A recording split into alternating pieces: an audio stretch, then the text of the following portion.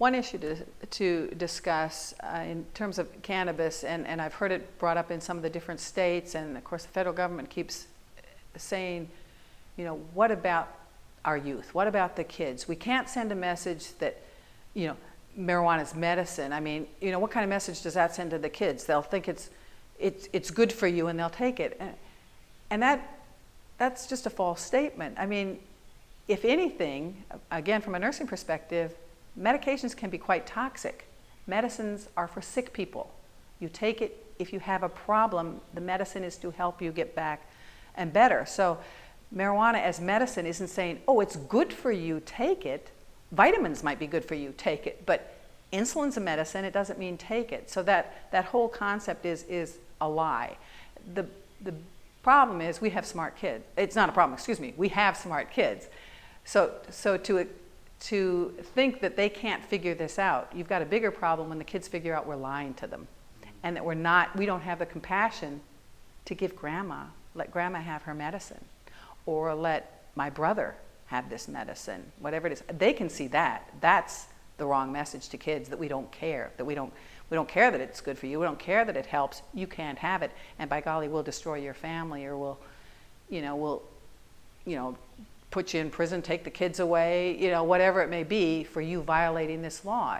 That's the wrong message. You know, from a kids right now today, what we're seeing is epidemic problems with prescription drugs. Kids are dying, they're getting a hold of it from mom and dad's medicine cabinet, or they're getting it online, or somehow, you know, convincing some docs to give it to them, you know, making up something, whatever, but they're taking prescription drugs, mostly opiates, but sometimes adding your Valium or Ativan, you know, just mixing pills and killing themselves. And a lot of that is because they're not taught. Our focus in the war on drugs is there are good drugs and bad drugs, and that's stupid. You know, drugs can't be good or bad. It's more of an issue of how they're used.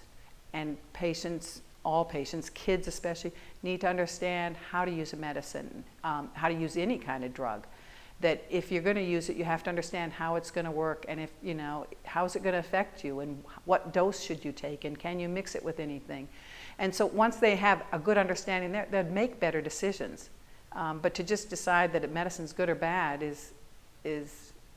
that's just not how it works. Something might be bad for you, but very good for me. It's all about education. You know, just think of penicillin. You're allergic to it, it'll kill you. Might be life-saving for someone else, you know, with a pneumonia or something. So, yeah, it's all about that. I want to say one more thing about the conferences. Clearly, education is the theme. I mean, it's the primary purpose of getting good science out and usable science for clinicians to take and apply in their practice. But the other thing is getting all these people together, they network. And in so doing, I feel real proud. I think there's two little side things that have developed. I shouldn't call them little, I guess. But the American Academy of Cannabinoid Medicine, AACM, has been formed by a lot of the physicians coming to the conference. And they're realizing that with this endocannabinoid system and with all the ways that cannabis can be useful to patients, that's a specialty. It's a huge body of knowledge. It's a specialty in and of itself. And so they've gotten together and looking at cannabinoid medicine, the use of cannabinoids in modern medicine. A little bit slower, but I must say we've been thinking about it for a long time. Nurses are coming to it, and there's been a core group of us who've been looking at this for a long time, and we've just recently formed the American Cannabis Nurses Association, the ACNA, and we chose to stay with cannabis. Again, it kind of goes to the nursing perspective, but we're looking at this plant, and I guess the nursing perspective is more of a health perspective in terms of modern medicine. Instead of looking at the disease model, we try to look at the health. And if someone is sick, the nurse's role is more like, how do you live with that? How do you improve the quality of your life living with this disease? How do we fight it? How can we help you feel better? How can we help you maintain good health? Whatever. But we focus more on health. So cannabis in itself, as a plant, fits in wonderfully. We're learning about the endocannabinoid system and the plant. But it also helps us look at the nourishment from the hemp oil. The cannabis plant itself, the oil that it gives is one of the best oils we can eat, and it will surpass flaxseed oil or olive oil in terms of getting your essential fatty acids.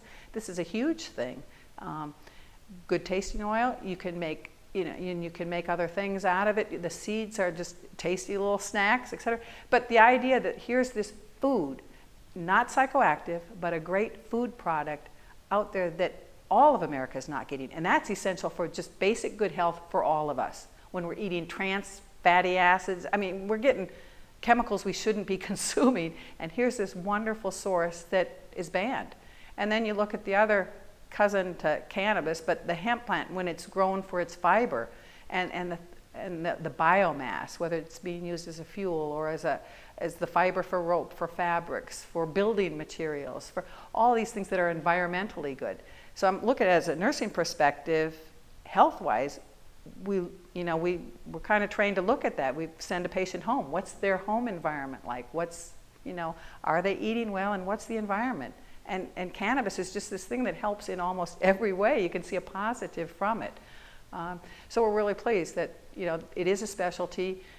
The American Nurses Association recognized that cannabis did have medical value. So back in 2003, they first issued their resolution following many state nurses associations who validated cannabis as medicine and issued papers. And they look at these things every 5 years, and in 2008 they looked at it again and reissued it, saying, yeah, we believe this is good medicine. So the ACNA, it'll take a while as we get going and get all our paperwork done and that sort of thing, but our long-term goal is to literally be, I'm going to say blessed, that's not it, but confirmed as a legitimate specialty in nursing under the ANA, being recognized as a subspecialty. So we'll do the paperwork, and that's our goal. And I think the ANA is open to it, and we clearly are. Like I say, it is a specialty. We can teach nurses in any other specialty. Pediatrics, they need to know how to use it. Pulmonary specialist nurses need to know about cannabis and how it can affect them.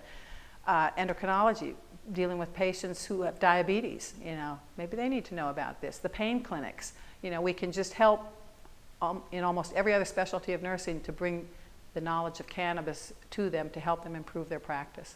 So it's really kind of exciting times in that regard.